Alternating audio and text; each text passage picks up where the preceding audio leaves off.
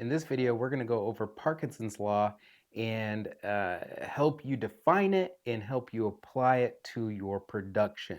This law is actually really important in terms of leading and directing people because it helps you realize that the way that people produce things, their production rates, they aren't always so set in stone. Sometimes they can be a little bit malleable, sometimes they can be coachable. So, what is Parkinson's law? Well, Parkinson's law says that the amount of work expands to the amount of time given for it. The basic idea is you give somebody a certain amount of time to do the work, and they're going to try and fit it in. But it is available, and we see it in many other instances in the world.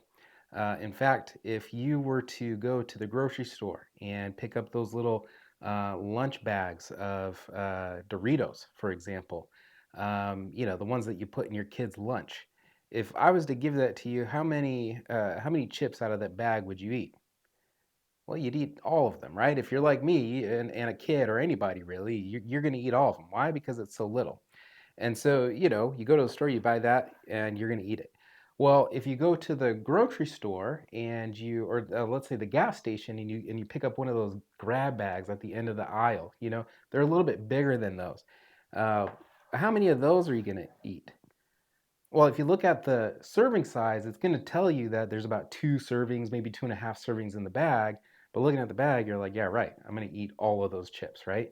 And so the bigger bag, you just end up eating the chips. Well, you go to the grocery store, you buy the regular size bag, and look, maybe you have more self control than I do, but I'm going to eat a lot of those chips in one sitting. I'm definitely not going to eat the serving size, and it's because of the size of the bag. It keeps getting bigger and bigger.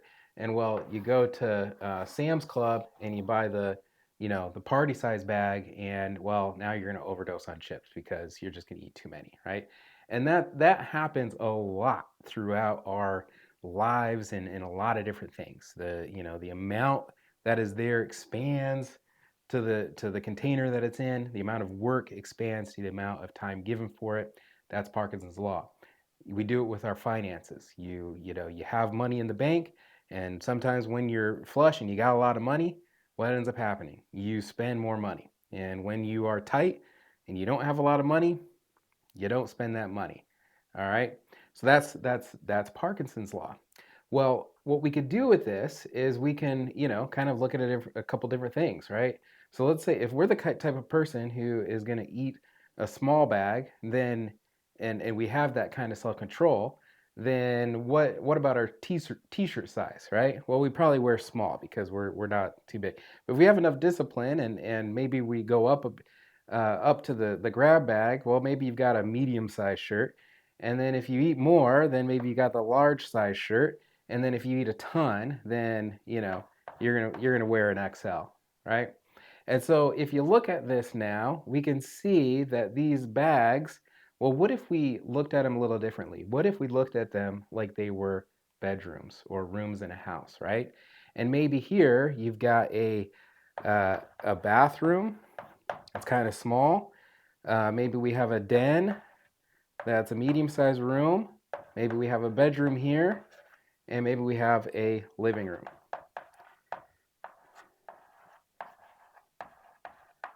Well, now we can conceptualize that the amount of time that we give for each of these rooms, according to the size, is going to vary depending on the size of the room, right?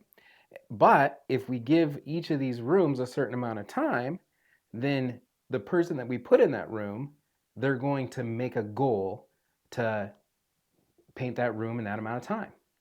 And so when we're using Parkinson's law, we actually start with the apprentice, the slowest person that you have, the person that the lowest, slowest amount of time that you're willing to accept in your company. And we're going to say, for example, okay, Mr. Slowpoke, you have a maximum of 5 hours to do this bathroom here, to paint the walls. And then we're going to say to the same slow person, okay, for this person, you're going to have a maximum of 8 hours to paint this den, or you're going to have a maximum of 13 hours to paint this bedroom, or you're going to have a maximum of 21 hours to paint this living room. And so that gives us a basis of how many points or how much time to put into the job. But if we go back to other videos and we remember that the production of one painter is not equal to the production of other painters, that different skill levels, we have to account for those skill levels, then something interesting happens. Instead of saying this is the number of hours, we start to say, okay, look, this is the number of points that there are. And you have to be able to do a certain amount of points in a certain amount of time. And so let's say that I'm twice as fast as the apprentice painter. Well, if the apprentice painter has 5 hours to paint this little bathroom and I'm twice as fast as the apprentice, then that means I actually have 5 divided by my production rate, which is going to be 2 because I'm twice as fast as the apprentice. I actually have 2.5 hours to do this job, to do this bathroom. If I'm doing this den and it's 8 points and I'm twice as fast as the apprentice painter, then I actually have 4 hours to do this room. Same here, 13.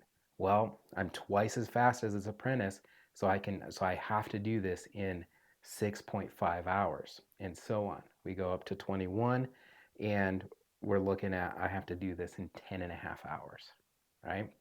And so when we apply Parkinson's law and we combine this with Little's law of production rates, then we can really direct and guide our team to produce on time and to hit our rates, right?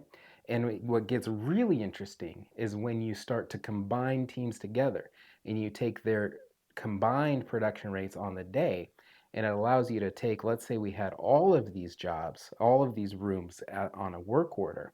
Well, we would be able to add all these together, take our team composition, and predict when this job is actually going to finish.